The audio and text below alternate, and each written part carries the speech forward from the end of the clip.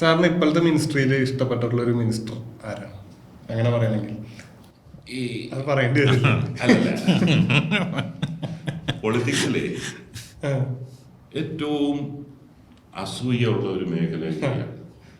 ഞാനിപ്പോ ഒരാളുടെ പേര് പറഞ്ഞ് പുള്ളിക്കെതിരെ ബാക്കി 20 വരെ കൊണ്ടുവരേണ്ട കാര്യം കൊണ്ടുവന്നേ ചുമ്മാ ബാക്കി 20 വരെ അതിന് കൊണ്ടുവരണ്ടല്ലോ. പക്ഷെ ഞാൻ ഒരു കാര്യം പറയാൻ ആഗ്രഹിക്കുന്നു. ഈ വളരെ പരിഹാസപാത്രമായി എല്ലാവരും ചിത്രീകരിക്കുന്ന ഒരു മന്ത്രി ശിവൻകുട്ടിയാണ്.